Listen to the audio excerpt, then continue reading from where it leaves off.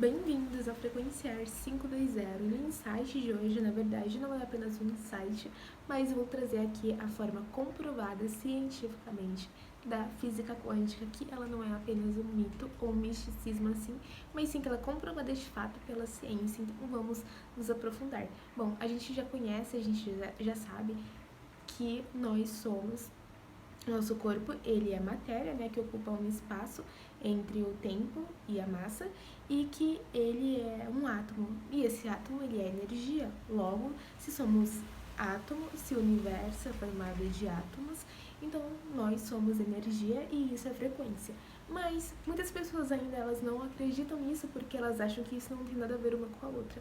Mas se a gente voltar lá no século XX, no período que foi descoberto a física quântica, a gente vê que sim, isso faz total sentido. Tudo começou lá no século XX, no período de 1905, assim, o considerado o pai da física quântica, o pioneiro da física quântica, ou mecânica quântica, o Max Planck. O que ele vai falar? Ele vai falar que os elétrons, eles não são constantes, ou seja, os elétrons, eles não seguem uma forma constante. De acordo com o Max Planck, a energia, ela não era constante, mas ela vinha em formas de pacotes quantizados, ou seja, esses pacotes, eles eram energia. E o que fez com que após esse descobrimento de Planck, ele vai ser muito utilizado lá na frente com Albert Einstein, que vai comprovar essa teoria de Max Planck, o que vai ser aceito a teoria da física quântica. Mas, voltando a Max Planck, o que fez com que ele fosse um físico que estava combatendo os físicos clássicos da época em relação aos corpos quentes na questão da ultravioleta. Bom, os físicos clássicos, eles não conseguiam explicar o porquê dois corpos quentes ou corpos quentes emitiam radiação. A lógica era que se um corpo esquentava, ele deveria emitir energia infinita em radiação ultravioleta. E isso não acontecia. E o que isso tem a ver com Max Planck? Tem a ver que a energia ela não era de uma forma contínua, mas em pequenos pacotes discretos de energia.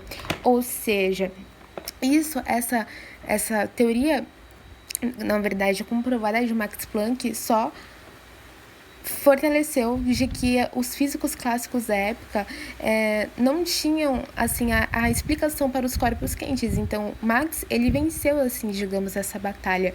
E houve também a fórmula de Planck, que é E sobre que é EH.F, onde E é a energia dos fótons, H constante de Planck e F a frequência da radiação. Antes, a energia ela fluía como um rio contínuo, mas agora ela vem em gotas com moedas indivisíveis. Então, com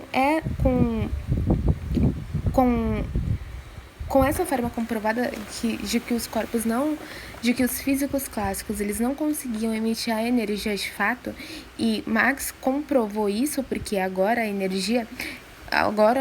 os elétrons eles eram em pacotes de energia. Então derrotou sim aquilo que os físicos clássicos da época pensavam. Passados no mesmo ano em que Albert Einstein ganhou o Prêmio Nobel da Teoria da Relatividade, ele decidiu usar a teoria de Planck em relação à energia na questão dos fótons, na luz dos fótons, e ele comprovou essa verdade de Max Planck, o que só reforçou ainda mais de que a física quântica na época. Albert Einstein ele vai comprovar que a luz também é algo muito maior. A luz também é partícula, e essa partícula é chamada de fótons, ou seja, a luz não era apenas energia, ela era partículas também, que era chamada dos fótons. E essa resolução do fotoelétrico, quando a luz incidia sobre certos metais, arrancava elétrons. Ou seja, a luz não é só onda, mas ela é partícula. Com isso, a física quântica mostrava que nada era garantido, que tudo era probabilidade, suposição, o colapso de onda. Ou seja, Albert Einstein ele vai comprovar que aquele experimento que Max Planck fez em relação aos corpos quentes comprovava, sim, a questão do fotoelétrico. Então, a gente vê, sim, que essa relação da física quântica antigamente não era uma questão apenas mística, mas sim a comprovação comprovada por grandes físicos da época que são conhecidos até hoje. Depois do tempo de Albert Einstein vieram como o Niels Bohr, físicos como o Niels Bohr que incluíram o modelo quântico que produzia átomos do conceito de que a observação afeta o sistema. Vieram o Werner Heisenberg, que propôs o princípio da incerteza, que não se pode conhecer com precisão tudo sobre uma partícula ao mesmo tempo. Veio o Schrödinger, também na equação da onda, que descreve o comportamento das partículas na observação. E vieram esses físicos na qual comprovaram, mas o mais importante que a gente necessita saber é sobre o Max Planck, sobre Albert Einstein e sobre um novo modelo atômico que ele é considerado hoje como físicos do nosso tempo, como Elaine Orives, Hélio Couto, Joan Dispenza e Deepak Chopra, entre outros da atualidade, que comprova que sim, nosso corpo ele é formado por átomos, que é energia. E o que tudo isso tem a ver? Tudo isso tem a ver com a física quântica na questão da espiritualidade, como comprova isso.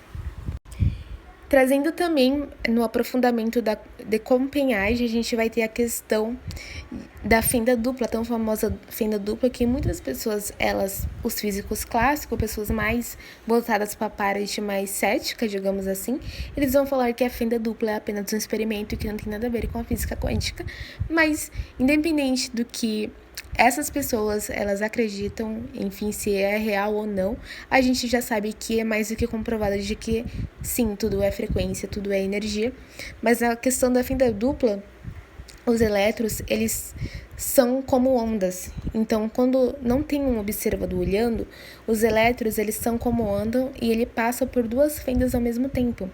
Agora, quando tem um observador olhando, o elétron, ele passa medindo apenas por uma fenda na qual passou, ou seja, os elétrons se comportam como partícula passando apenas por uma fenda e o padrão de interferência desaparece, ou seja, algo na questão quântica, algo assim, se somos consciência, porque somos consciências.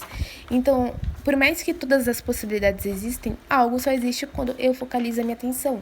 Se eu vejo um copo na minha frente, tudo bem, ele está ali, ele é um objeto, mas se eu escolho não ver aquele copo, se eu escolho não ligar para aquele copo não existe. Por quê? Porque eu decidi não focalizar minha atenção nisso. Algo só existe quando eu focalizo a minha atenção. Essas explicações comprovadas cientificamente, a gente vê, sim, que a física quântica ela é algo que não surgiu há uns 10 anos atrás, ou porque tá super famoso em TikTok e YouTube. Não, mas é algo que vem lá desde o início do século XX. Então, sim, existe toda uma comprovação comprovada em relação a isso. E a gente pode trazer aplicação para o nosso dia a dia de que se somos energia, tudo é frequência, então tudo aquilo que eu desejo no universo já existe e que eu só preciso me associar às frequências, me tornando a pessoa na qual eu preciso me tornar para viver a frequência na qual já existe. Basicamente, esse é o vídeo de hoje. Até o próximo.